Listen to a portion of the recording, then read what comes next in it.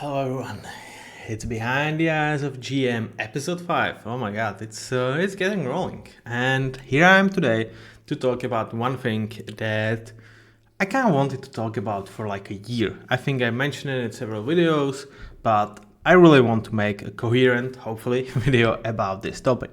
And the topic is quite simply, there is a saying in the NFL, when you have your guy, you have to pay him. And I'm like, nah, I'm not certain about that. Obviously, we talk about quarterback position. And for some reason, that the reason probably is market and the toughest position in every sport, and perhaps even that saying, like, if you have your guy, you cannot let him go because then you are stuck with purgatory.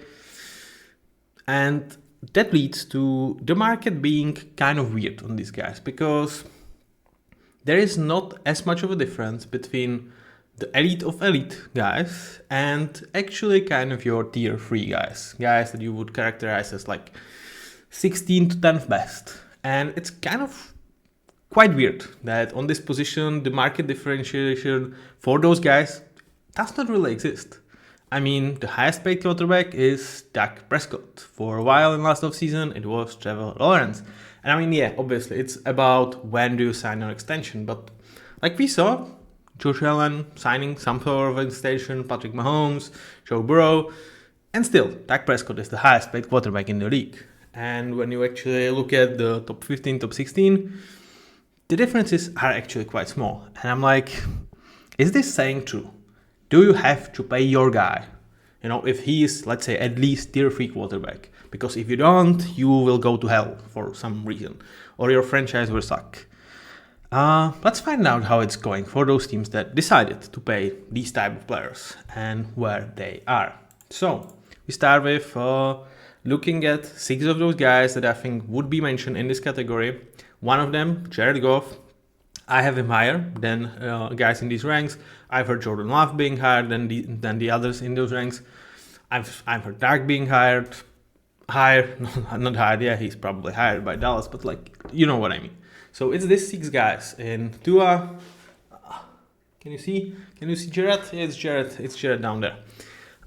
It's Tua. It's Kyler. It's Jared. It's Jordan. It's Trevor, and it's Dak Prescott. 5 of these guys I have as important starter. Jared I have as an amazing starter. But why I do have Jared here is, like, prior to last season, he signed an extension, and I was critical of the Lions for the extension. But to me, Jared really put his game towards even next level last season, when like his processing really became one of the best in the league. His reading pre-snap defenses is an elite trait that he has. And yeah, I understand that coming off a stinker that was Detroit's last performance in the playoffs, you might not see Jared in this side, and I think a lot of people don't, and especially with Ben Johnson leaving, Frank Ragnow retiring, a lot of people will take Jared Goff and really throw him into like tier 3 or even tier 4 guys out there. And it's going to be a big year for him because I think that regression is possible for him. I told it last year, and one of my main criticisms for Jared was, well, he is more dependent on the offensive line around him than some of the other guys because he does not have mobility with him. And with Frank Ragnow retiring, and eventually you have to pay Penny, and you have to pay other guys, the offensive line is going to thin out. Ben Johnson is going to leave. Can he sustain that? For that, it's going to be a big year for him. But let's come back to this group as a whole. Those guys, all of them are having average annual salary of 45 plus millions. I know averages are not the best way to look at it because there are some void years, bonus years, certain machinations you can do about it. But to me, when you try to compare groups, I would say this is probably kind of the best or one of the best metrics to combine. So all of these guys' AAV is 45 million plus, and on average is around 52, which is kind of the very similar average of your Josh Allen's, Patrick Mahomes, Lamar Jackson's of the world. So these guys are being paid almost as much as those guys that are absolutely on top. And how is it going for those franchises? Because when you pay your top guy, around 50 millions, you would expect some winnings. So Dak Prescott, in his tenure with the Cowboys, including the time when he was cheaper, when he was on a rookie deal, he is 2-5 in the playoffs. Jordan Love, 1-2. Trevor Lawrence, 1-1. Tua, 0-1. Kyler, 0-1. Jared Goff is kind of weird case because he has the stint with the Rams. He's 5-5. Neither of these guys is over 500. If you extract Jared Goff, who to me is not in this category anymore because he put himself above this with his performance last year, you have 4 wins towards 10 losses across this group. That's not really good. And when you look at this, why is it happening? I think the biggest part is you are spending the same amount of money that the elite teams spend on their elite guys. Well, you are quite literally losing from that point because suddenly you're just in a huge disadvantage when you combine let's compare Tua to Josh Allen. Nobody's going to pick Tua to beat Josh Allen. Nobody's going to pick Kyler to beat Matthew Stafford. I would even doubt that at this point Jordan Love to beat Jared Goff, though that could be something. Trevor Lawrence, CJ Stroud, Dak Prescott, Jalen Hurts. Those are close, but those guys are not even in those toughest division. That's one of the other things. Only Tua is in the division with one of those elite fours. Joe Burrow, Lamar Jackson, Patrick Mahomes, Josh Allen. Only one of these guys is in the division with the top and the elite. And if I say number 5, to me it's Justin Herbert. Again, none of these guys is in the group with him. The 6th, right now, probably Matthew Stafford or Jaden Daniels, depending on health of Matthew Stafford. Okay, now we're talking Kyler and Dak, but obviously Dak didn't have Jaden Daniels prior to last year. So when you look at this, why is it that you feel like you have to pay these guys 50 millions? Because I don't know. We're okay, but where would we be without them? Well, let's find out. Because luckily, it's not absolutely one-dimensional that you either have guys that are paid top of the market or you kind of don't have you have guys on rookie contract. There is kind of a middle ground that I actually like. And here it is. It's the ground with Geno Smith, Sam Darnold, and Baker Mayfield. Those 3 guys to me represent different type of quarterbacks in which all of these guys kind of failed. I would say the least of them Baker Mayfield because it was the Browns, but all of these guys kind of failed to get rejuvenated, to get signed to contracts that were not necessarily top of the market. Pretty much all of these guys were around 35 million AAV, which means compared to previous group, you have around 15 millions to spend on the rest of your roster. And I'm going to ask you, do you feel your roster is better with Geno Smith and Xavier McKinney or with Jordan Love, Sam Darnold and Zach Bond, or Jordan Love, Baker Mayfield and Khalil Shakir, or Tua Tagovailoa? And my answer is, I would take this group. And when you look at this group, there is also one more benefit that you have. Usually, these guys' contracts are shorter. When we talk about previous group, most of their contracts are 5 years. So you kind of cannot get out of them, prior to, let's say, season 3 ends. There is pretty much up to that point, almost everything is guaranteed. And not to mention, I did not even go for guys like Deshaun Watson, Kirk Cousins on the previous chart, which, technically in terms of the AAV, they would actually be there. So, I put these guys out of the occasion just to make this argument seem a little bit more fair. Because, if I think, if I'm putting those absolutely batshit scenarios, because on the prior, you have guys that are damn good. I still think they are 16-10.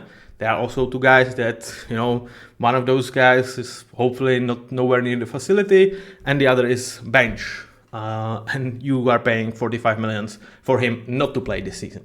So I'm not even including the absolutely catastrophic chances where like you pay your guy and he's just not good. I'm only talking about guys that are actually working out. So I'm already like trying to skew it towards the side that I'm actually advocating against. And even though I'm trying to do that, I still don't think the math is mathing here, because I would much rather have these three guys plus one of the very, very good players next to them rather than pretty much anyone on the previous one, perhaps excluding Jared Goff. And so coming back to the contract situation with these guys, that those contracts are usually shorter, so you can get out of them quicker, you are much more flexible, and you are absolutely protected from those guys not really working out, which, like in case of Deshaun Watson, it's pretty much the like 4 years of Browns football, that contract. Russell Wilson and Denver, 2 years. You get me. Kirk Cousins and Falcons, like, I think you screwed up Michael Penix's 2 or 3 years of cheap control by that contract. Like, screw up, not to that they cannot do anything, but they are stuck with that anchor that is just going to drag them down. So, just to give you some examples where it works out much worse than I actually showed you on the picture, when it was like, those guys are 4-10. Yeah, none of these guys were actually in the Super Bowl. I don't think if I exclude Jared Goff, who's, like I said, I would not put him into that category. Like, he's kind of that one example that I was really doubting that they should be paying him. They did, and they, I think, proved me wrong, but still my criticism is going to last till I see this year that he can do it without Ben Johnson and without some of the prime offensive linemen. I think he can. I trust him. But at the same time, that was my main criticism. It was not about 2025. It was what it is going to do after they will have to eventually pay some of the guys. So why is not more of the teams are going towards this trajectory? It's like, when you look at these guys, would Trevor Lawrence, would Kyler Murray, would Tua, would Jordan like really scoff up on, especially if it was their first deal after rookie, where it's like, okay, 3 years, 120 million. Would they scoff at it? And the reason is probably they would. Because the market and the thinking is, I would say, I don't want to use Moneyball, but kind of so medieval in this area that for those guys, there would be markets. Like, okay, we have, let's say we are Colts, we are stuck with this situation. Let's bring Kyler in for 5 years, 250 million, whatever. And I would say, well, that's freaking wrong. Like, you are voluntarily putting yourself into the purgatory in a way, and you are actually paying extra resources because you would have to trade for this guy. And why I'm talking about purgatory with these guys, because that's where I think, I will exclude Packers from this. I like what the Cardinals are doing, but definitely Cowboys, to a degree, Jaguars, and definitely Dolphins are. And it means when you have these guys, the biggest problem with them is, to me, with how much you are paying them, you are not able to go on around in the playoffs. It has been kind of proven, given their careers, proven, quote unquote. But at the same time, you are not bad enough to be able to rebuild around your guy. For them to be bad, to rebuild, Kyler Murray needed to get hurt. Trevor Lawrence needed to get hurt, which that kind of takes this even worse. 3 of these guys are slightly injury prone, perhaps 4, when I look at Dak Prescott. And I'm like, then it's like, okay, you are kind of Steelers. Do you want to be Steelers? I don't.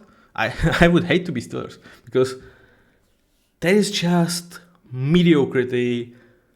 You are not bad. And I told it about the Cowboys. Those Cowboys actually feel like they were closest out of every organization with Dak, because they are 12-win team. But then the playoff came, nothing to show for. Not even conference championship. And it's Dallas freaking Cowboys. And it's like, okay, so what are you going to do? Because you are, at least in my eyes, voluntarily putting yourself into a situation in which you are good, sometimes good enough to make playoffs, but never great or special to really have chance to win it all. mere luck, yeah, maybe, but really, it's really damn hard.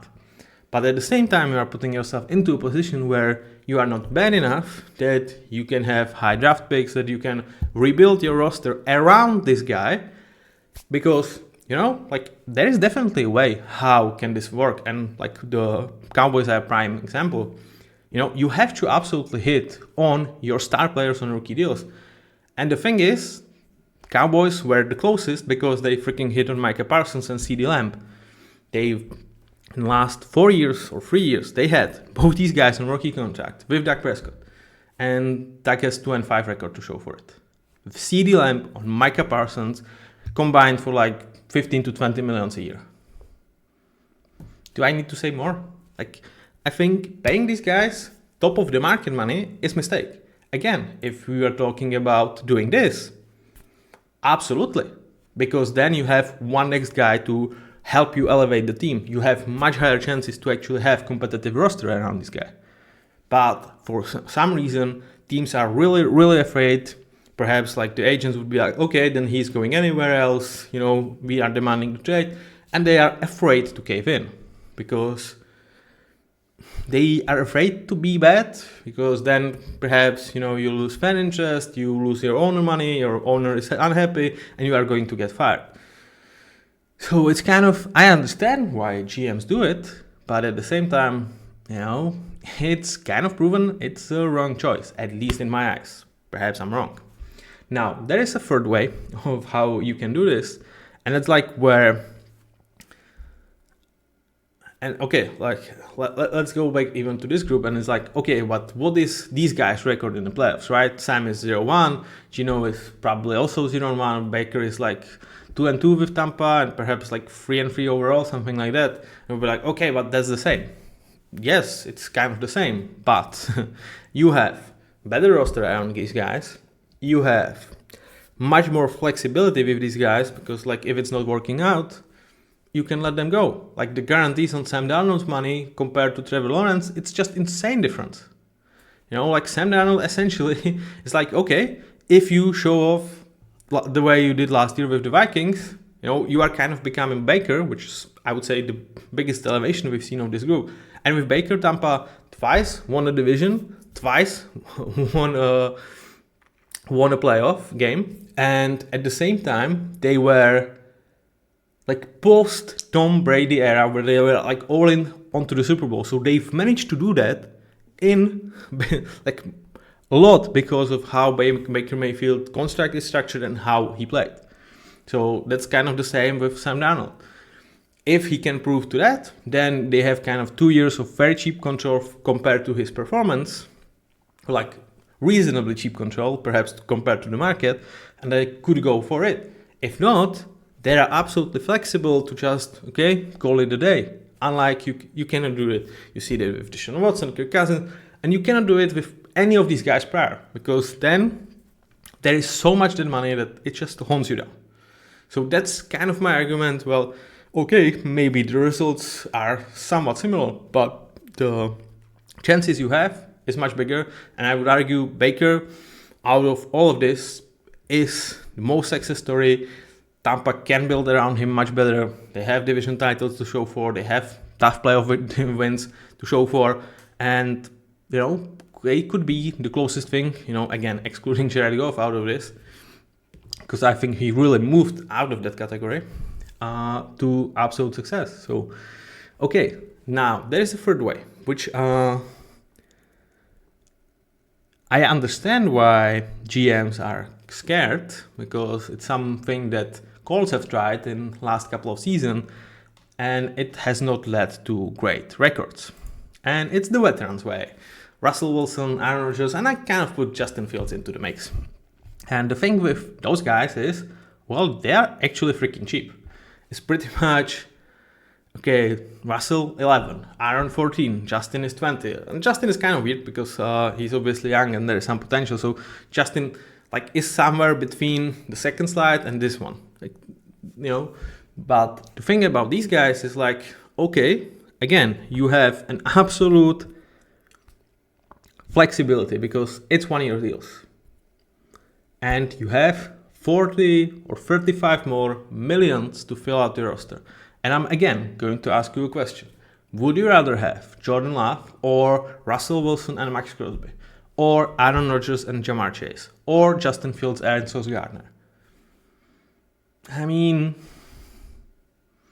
maybe the last one is a question. Would I rather have Jordan Love or Justin Fields and Sauce Gardner? I think that's a question, and here's why Justin is kind of in between, when it's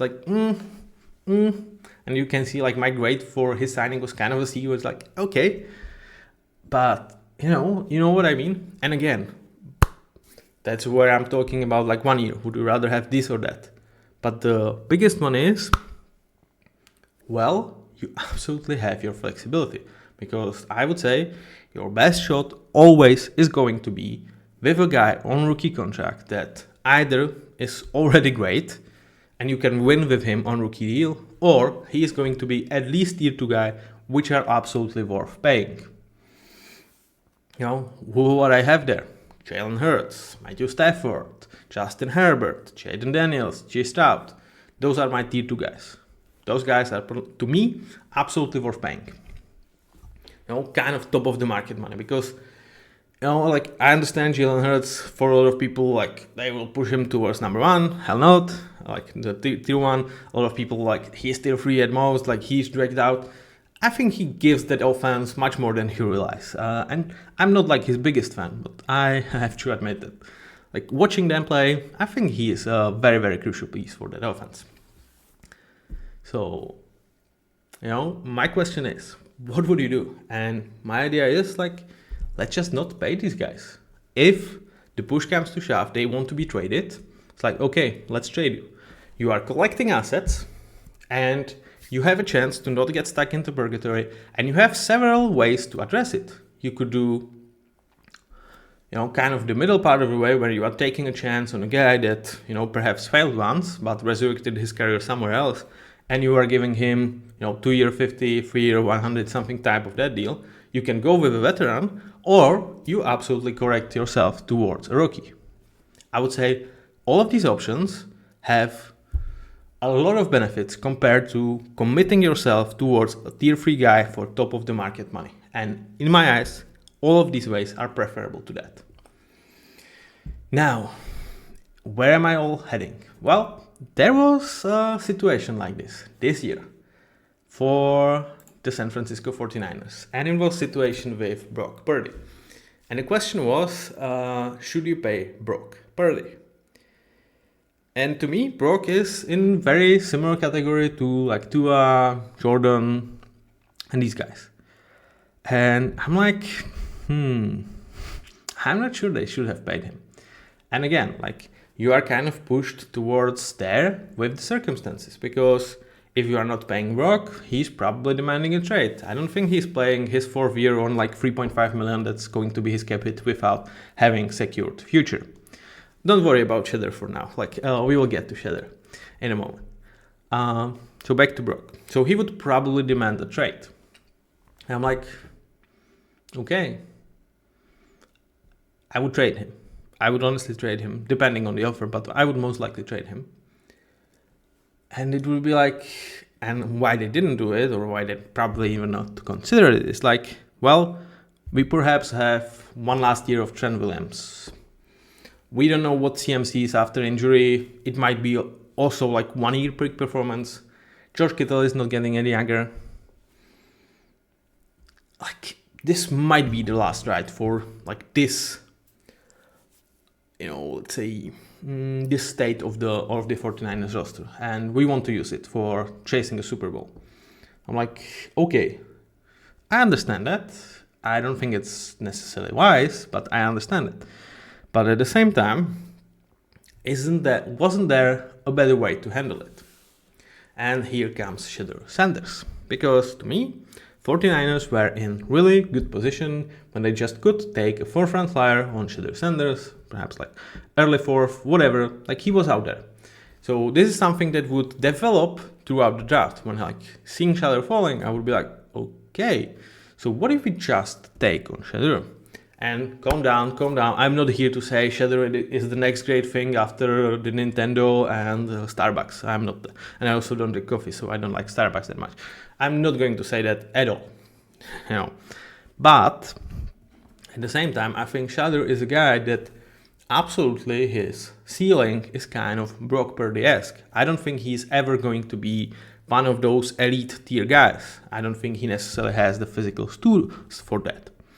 But I think his decision making, his processing is solid, and with Kyle Shanahan, could he become a really nice point guard for this offense, which is not all that Brock Purdy is doing, not at all. Like, we will get Brock back, but I'm like, again, would I rather have perhaps a clean state and Brock Purdy and Shadow Sanders and 50 million AAV to sign other players, or Brock Purdy? And that's where conversation is getting interesting, because to me with Brock, which is something that a lot of people will point out with the group of the guys like Jordan Love, like Tua, etc., like, well, they have potential. Well, you know, perhaps, but neither of these guys are necessarily like potential tier 1.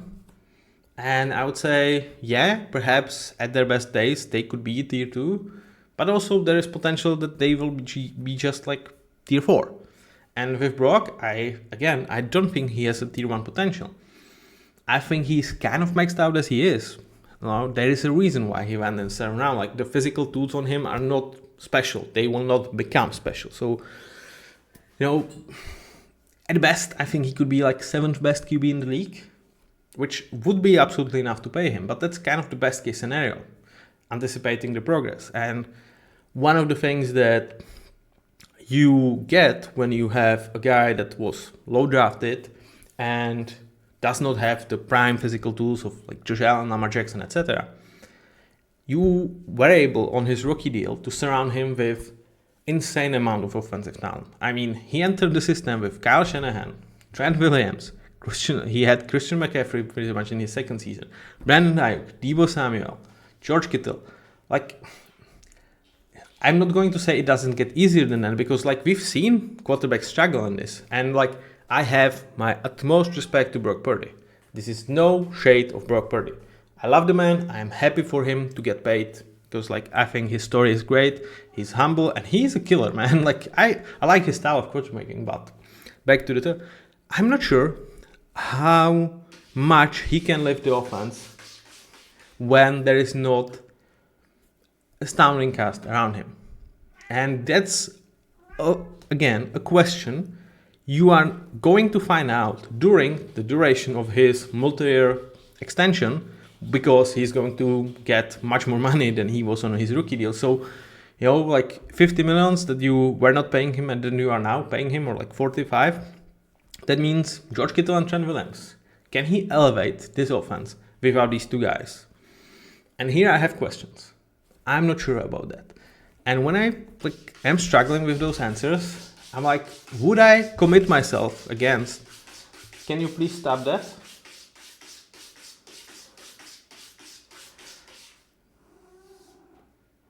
I mean, this is just cats. They demand attention. Then when you give it to them, they're like, well, screw it. Back to the Brock Purdy conversation. And so I have those questions about him. And the problem is, you will figure out the answers during that extension, in which that is not necessarily flexible. That is not necessarily cheap. It's kind of the opposite. And, you know, do you really see the potential for Brock Purdy to be top 5 guy? I don't. So I had trouble seeing this guy being paid as much in terms of like, is this the best way for the 49ers to win Super Bowl in next 5 years? In this year, hell yes. Next 5 years, I struggle to see that. And here is how I would suggest to play this. Well, I would like, yeah, let's draft Shadur, because he to me is like Brock Purdy-esque, like very, very light version of Brock Purdy. Okay, but like definitely better prospect than Brock Purdy was, like by far. And like I think Kyle Shanahan and the amount of weapons that you can still build around these guys would be really, really really similar to what Brock Purdy had. But back to the Brock situation. So I would draft Shedeur, and we'd be like, okay, Brock, so you are set to make like $4 million this year. I understand that sucks. That's just how rookie deals works. What we want to give you is, 1 year extension, $60 million. It's pretty much franchise tagging you without franchise tagging you. What does it do for you? Well, it sets you for life. What does it do for us? For this next 2 years, which should see like prime of these Fred Warners, George Kittle, CMC, Trent Williams, like we are sure that our window for like finishing strong with these guys is still open because we want to. Then after those 2 years, we can decide, in which state is our roster, in which state is Shedeur, to let you go. And at that point, it's like, is Brock Purdy saying no to that? You would say yes, because, a lot of teams would want Brock Purdy. Well, if they do, I'm absolutely willing to sacrifice 1 year of this window, which means 2025, because there is still a lot of hanging out on the health of these guys. So I would not take the risk of, maybe my window is already closed because Trent Williams cannot stay healthy, CMC cannot stay healthy, Brandon Ayuk cannot stay healthy, and then we run out of the guys. And I can trade Brock Purdy, get really good ammunition back, and give that time to Shedeur. Like maybe you hit, top 2% of his expectation, and he is 80% of Brock Purdy, like year one. Like we've seen Brock Purdy playing, let's say 70% of Brock Purdy is now in his first year, and Shedeur is a better prospect. So that's like absolutely, the top, top of the top, how it could go. And then you still have chance, but we all understand it's small. But you keep your flexibility towards upcoming years. Is Shedeur your guy after 1 year? Well, you decide. Or you can go and draft because you have an extra ammunition. You presumably have a high draft pick because you played with Shedeur this year instead of Brock Purdy, and your roster was not able to stay healthy. So you are going to get your guy next year. And you are preparing yourself for a situation in which you have a cheap guy for next 4 to 5 years. Now, if Brock did not say no to this, I'm also super happy because now I have my 2 year window with Brock Purdy. I have Shedeur as my backup and option, if he looks good in practice, I can absolutely do after 2 years. Well, Brock, nice to meet you. Wish you nothing but the best. Let's part way. Shedeur is our guy. And I still have 2 years of cheap control over Shedeur. Now, if Brock is great and I have my answer towards can he elevate this offense without Debo, without Ayuk potentially, or without Trent in 2026. Then, let's freaking pay Brock Purdy from that point because now he's in tier 2 and it's okay, it's absolutely reasonable to pay this guy at top of the market money. So that would be my first suggestion. And for Brock, I would say it's actually hard to turn that offer down because in a way, you have control over him because that's similar situations to franchise tagging him. And as a guy that's on his rookie deal earned 6 to 7 millions, going to turn down 60 millions to sit out and hope that in 2026, after a year of not playing, somebody is going to pick him up and offer him some kind of crazy deal. I mean, we've seen what they offered to Baker, what they offered to Sam, even after 1 year good of great quarterbacking. It's not, it's hardly better than 60 million guaranteed for 1 season. So, you can kind of press him to it. At the same time, it's can you try to be okay, what about 4 years, 160?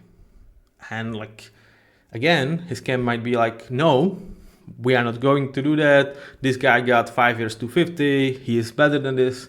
And it would be no, we don't need to do that. And I guess it needs that one team that is going to put their foot into the ground and be no, we are just not going to pay a guy top of the market money if he is 12th best at his position just because it's quarterback. That's not a winning way. And again, this is absolutely no slander to Brock Purdy. Even though I am Seahawks fan, I wish nothing but the best for this guy. He seems absolutely straight up man. He seems like a guy that absolutely earned his chance. That I like the story because from the what was it called? Mr. Relevant towards like being one of the highest paid guys ever to do it, to almost get them towards the ring. I get that. I absolutely get that. And his record for FII for the playoffs is better than all of these guys on previews. On like the screen number 2. My question with him is like just less how much of a talent is there to like improve upon, and B, like the force around him was just super nasty. So can he elevate them? And like the way, like why Shudder here, it's pretty much because there was a weird situation in this year's market where like a guy that was arguably second round talent went far from down because of some off-field concerns. And I'm like, that doesn't bother me here, because like I have Kyle Shanahan. If he doesn't work out, I'm going to cut him. Like he's a 4th round pick, and it just like gives me, let's say, leverage towards Brock. So would I love for them to leverage Brock Purdy into the decision? Not necessarily from like a human standpoint, but from a managerial and GM, it's like I don't know. Like I kind of hate where GMs are when they are negotiating with QBs these days, because it doesn't feel like very balanced. And it really takes one guy to say, well, no, we are not going to do that. And we will see if that's ever going to happen. So thank you very much for listening. I hope you got my message. It's nothing against either of these guys, nothing against getting paid. It's just about, I don't think this is the roster building strategy that is going to ultimately give you the best chances to win Super Bowl. I rest my case there. Till next time, I wish you have a nice day, and bye.